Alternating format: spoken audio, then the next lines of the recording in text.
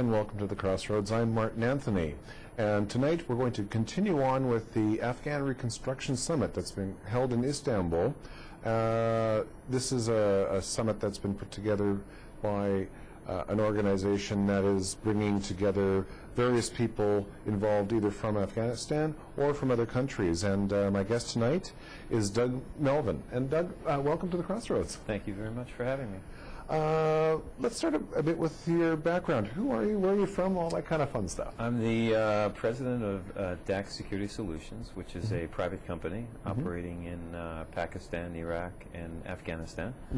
My background is from the U.S. federal government. I was the director of security at the White House for a number of years, and country director for U.S. operations in Iraq for 2 years. And now I enjoy my own private company, and we're doing a lot of good work both in Pakistan and in Afghanistan and Iraq. Oh.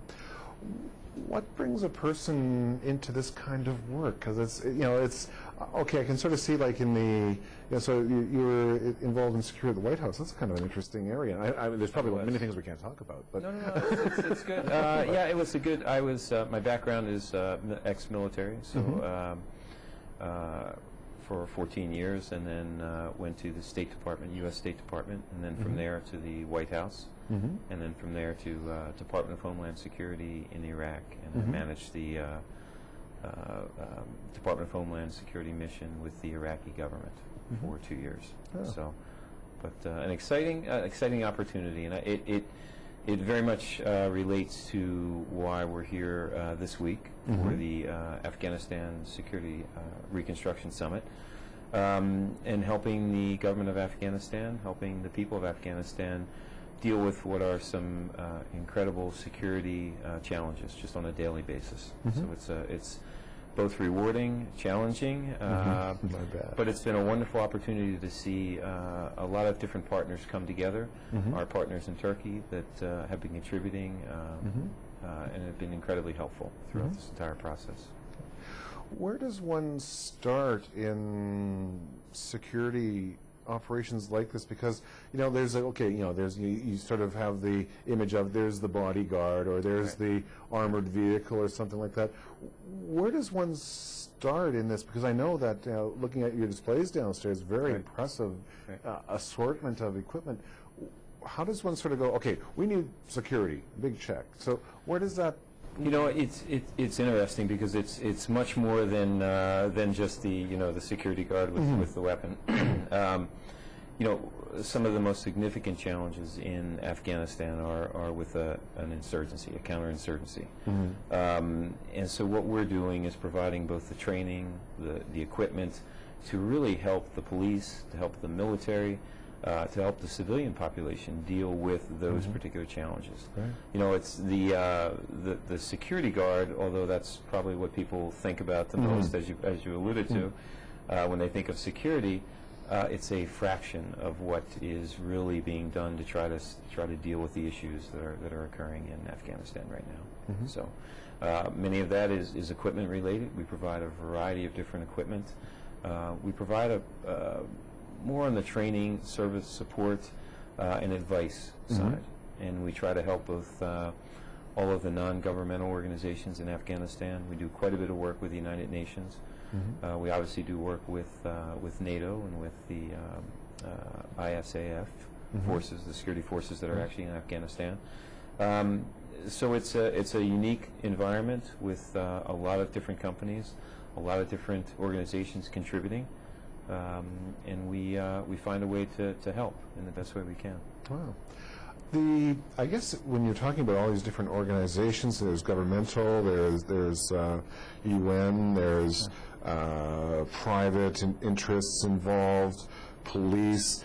There's what kind of staff do you need for something like that? Is there, and of course you're operating in different countries as well. It must be a fairly large support team. It is. It's unique, and probably one of the I don't know what others have said, but I would imagine one of the largest challenge we face is putting together the staff that can operate into that environment.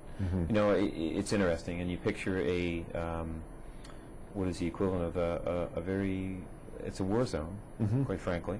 And trying to put together the staff that in many cases needs to be trilingual, to speak in many, 3 different languages, to operate with a multicultural environment that is kind of somewhat thrust upon everyone in Afghanistan. That's challenging. So I think from a staffing issue is probably the most challenge that we have.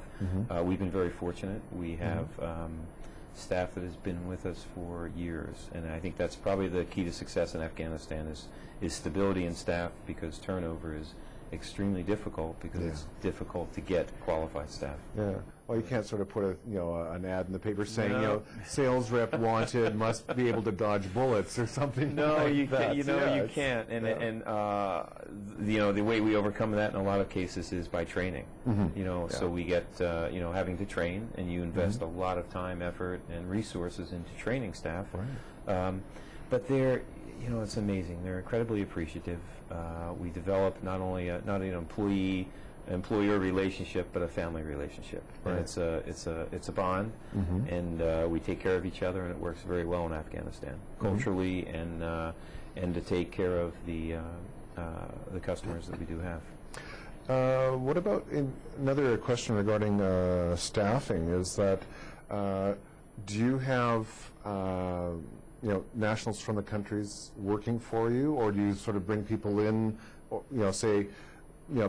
people of that nationality or that heritage who have grown up, say, in Western countries, who speak the language maybe, and then send them over, or do you recruit from inside the countries as well, or both? Quite frankly, a mixture of both, and particularly in Afghanistan, where it's interesting. There's not many people living in Afghanistan right now that are Afghan nationals that are over the age of 30. The majority of the population is, under 30, which means, that they don't have an extensive amount of experience. There's some very, very capable, dedicated, competent Afghan nationals that are contributing, but they don't have 20 or 30 years of experience. What we do typically find is that we bring in some very, very good experts that spend a lot of time with them and try and give them those years of experience that they don't have, quite frankly, and share that with them. So, and that's worked out very well. So it's been a good model for us. It's been a good model both in Pakistan as well as in Iraq, and it's worked quite well. So Afghanistan, Pakistan, Iraq. When did your company come into existence? We've been in different countries. In 1993 was our first inroads into Afghanistan. So it's been a long time there. Wow. And the country has changed, as you can imagine, dramatically.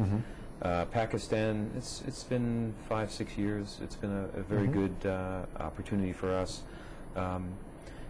Iraq, shortly after 2003, we've been there. We're in other places around the world. We're obviously we do business in the United States, but we in a unique way, both in Afghanistan, Pakistan, and Iraq, there are places where we're able to really. It's incredibly rewarding.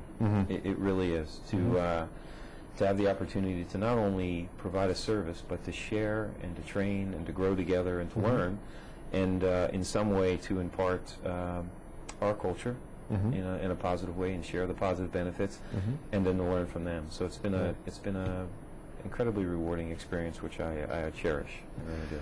That sounds very fascinating, because like whenever, and I have mentioned this with my other guests, that people always see on the news the conflicts, the clashes and things like that, and they don't as I said, you don't see the news report, quiet day in Afghanistan, you don't really see that, and it's a quiet day because of companies like yours, and because of the improved training of the domestic forces and other factors are all part of that. And